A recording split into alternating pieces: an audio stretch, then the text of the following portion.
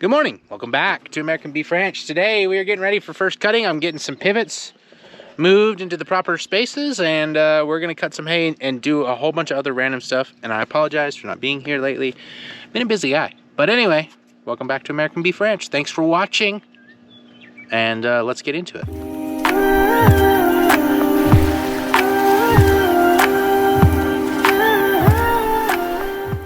Like I said, welcome back. You know what to do. Like, subscribe, and comment. I appreciate it. We're trying to grow the channel, but we're at one of our older pivots. We're trying to get it moved, and like as I've talked about before, clockwise is forward, counterclockwise is reverse. We want to bring it over about here. So we've got it turned up so it's running pretty fast at 95%. That means 95% of the time the end tower is moving out of every minute. And then our safety circuit is clicked on. I had some trouble yesterday. I tried to move these pivots two pivots yesterday, and this one and another one. And when I was moving them, they weren't off the same power source. And when I was moving them at such a higher rate, they were pulling more power than they're supposed to be, I think. Unless these are 1.5 horsepower motors, then they'd probably be okay. But anyway, I kept tripping the system. I never really have that problem because I've run both these pivots at the same time at lower percentages. Obviously, we weren't irrigating and we don't have any problems with it. But enough jibber jabber. Let's go. There's a couple spots with rocks in this field, these fields that we're cutting. Unfortunately, I don't have my equipment lined up, and the bank is still not done with our stuff. So I don't have any equipment to cut the hay, and the swather that I usually borrow from my cousin is super busy along with everybody else. Everybody's putting hay on the ground right now, which is a good thing and a bad thing, because when you cut a whole bunch of really green hay, like as you guys see out here, all this green stuff, mine's a little different than most people around here because I have a multi-species mix versus straight alfalfa and stuff like that. Anyway, when you put a whole bunch of hay on the ground, it adds a whole bunch of humidity there, and it makes thunderstorms more common, which we've had a lot more thunderstorms this spring anyway. But I'm gonna quit. I'm gonna stop talking your ear off, and we're gonna go. There's two spots that I want to go because I know there's some big rocks that if I don't get them picked out, because they may be too heavy for me to literally pick up, I would like to at least get them marked so I know where they're at, and the guys know where they're at, so they don't hit them with their $200,000 pieces of equipment, because that's not a good thing. Anyway, let's get to it. So I'm a little disappointed in this field. We call this the outside ring of our big pivot, or 5-0 if you look on our field map. But it just didn't grow like it did last year, and I, you know, a few people have said it's probably because of cattle, and like I said, I probably agree with that. We ran cattle way too hard on this, didn't rotate them or nothing, and that'll cause the issues. So it's unfortunate. It's thin. There's just not a whole lot here. We're still gonna cut it because honestly, cutting it is gonna help it. It's funny though, the spot, well, and probably should explain, we cut this portion last year too, first cutting. And then, okay, but first off, first cutting was way late.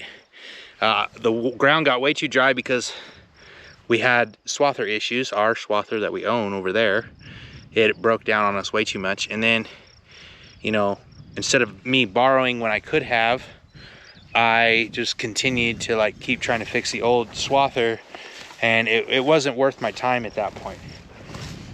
Anyway, I think I'm saying all this to say it's probably my fault that it didn't come back as good. Now we reseeded this half with a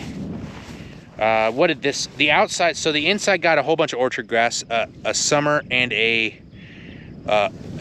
late season, early season orchard grass mix.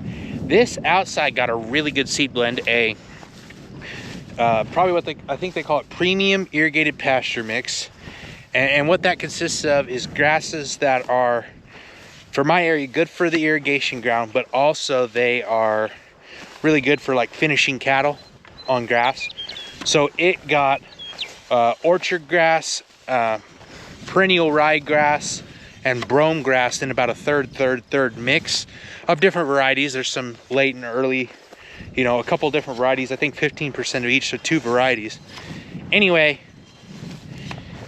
this got those, and I see a lot of young grass in here, but I think just some of the, first off, we had a lot of dandelion pressure this year, you know, which dandelions are a thing.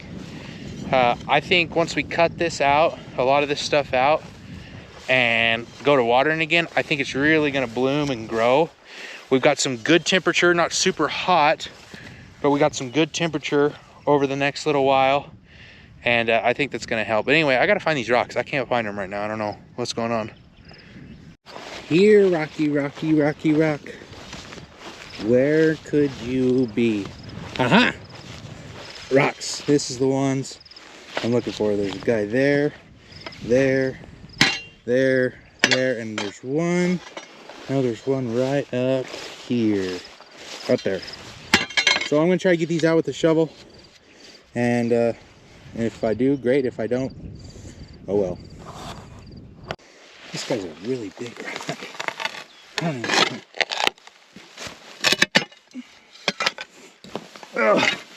Oh yeah, that's gonna be fun to carry to the edge of the field. That's a big rock. Let's see how this goes.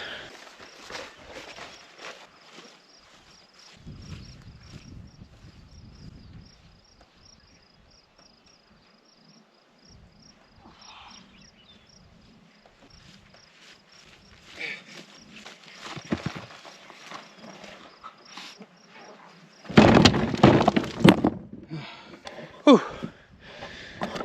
It's a big old rock. That would definitely hurt a cutter bar on a swather. All right, now I'm gonna get the rest. Then we'll head to the next spot, which has got an even bigger rock. Okay, I didn't show this, but I don't know if you can see it, but there's yellow posts right there, there, and there. And they make a triangle around some rocks that I'm gonna need some equipment to get out because they're big, really big. Anyway, but now they're marked out, so we're not gonna hit them. I know that's a bad spot. Everything else, we should be good. So we're good on that. Apparently, we're putting in some automatic waters. Apparently one's leaking right now, so I gotta go run home and fix this leak and finish this water tank real quick. And then, but first I gotta go to the pivot and shut it off because it's close enough. So yeah, fun stuff. All right, I know I've said like I'm not, like the fields don't look as well, but really they look pretty good. I mean, we didn't fertilize anything out here, and so I mean, they look, for what they are, they look pretty good. So now I got this pivot shut off. There's still power there if I need to move it, but I'm excited for the potential. Like once we get this stuff cut out, a lot of this weedy, like not cheatgrass, but you know, a lot of this stuff in the spring, you know, just extra growth like the dandelions and things like that. Once we get those cut out, I'm excited for the potential of these fields because there's a lot of growth and a lot of species of grass that I didn't see last year. So if I can, you know, keep it watered and not have a pivot fall over, please not have a pivot fall over, that would be, I mean, I think we're gonna have a great year. So I'm gonna head and we're gonna work on this water. Probably just install it real quick because it's uninstalled. Probably just install it real quick, and then I gotta move a solid set line out of the way, and then hopefully this hay guy shows up. If not, I'm gonna call him and get in that swather myself and start swathing. So, I mean, kind of frustrating, but it's what you get when you hire people to do work. You're waiting on them. Water tank mostly installed. Gotta let the concrete cure a little more before I really tighten down those anchor bolts. But one more thing done. Now I gotta run, and hay cutting guy's on his way. It's about 10 o'clock in the morning now. He's a little late. Anyway, we're going to, there's some pipe in one field we got to get out of the way because obviously we don't want to run over the pipe. So my one solid set line, let's go move it. You know, it's not even that hot yet, and it's hot, but we got to open this gate panel, not really a gate.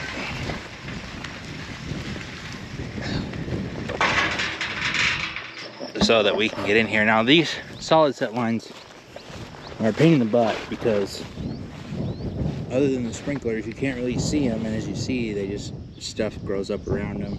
And we got thistle in here, which I love thistle, but anyway.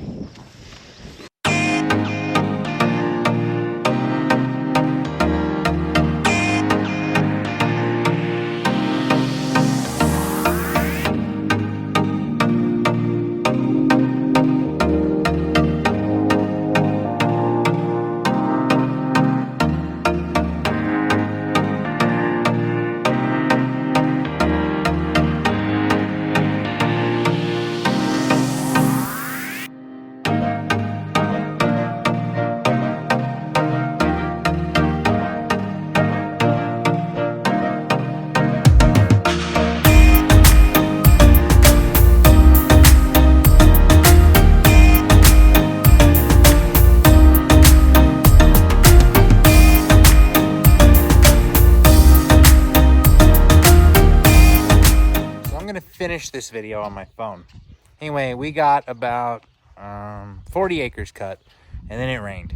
Not very much. We're thinking, okay, let it dry an hour, we'll be fine, we can keep cutting. Well, then came another rainstorm, and it really rained. So now we got hay on the ground that's been rained on. Luckily, it's on the first day, so that's the best time for it to get rained on.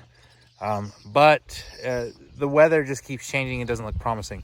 In this part of the world, typically we don't have this problem. It's really dry this time of year, and we can just kind of cut. And as you see, maybe over my shoulder here, you can see some windrows of that pivot behind me cut. But if you look this way, all those great clouds coming and the winds coming from that direction. So I don't know. It's kind of a discouraging start to hay season 2023. This is our main income, and part of it's already got rained on, so that's going to decrease the value, which is unfortunate. But we'll just keep plugging away. Hopefully here soon we'll get the bank to get the refinance done, and we'll have some new equipment and things like that. But otherwise, guys, thanks for watching the video. Please like, subscribe, and comment. I'm going to try to be better about the videos. I found my GoPro batteries, so we can keep it up. Anyway, guys, we'll see you next time.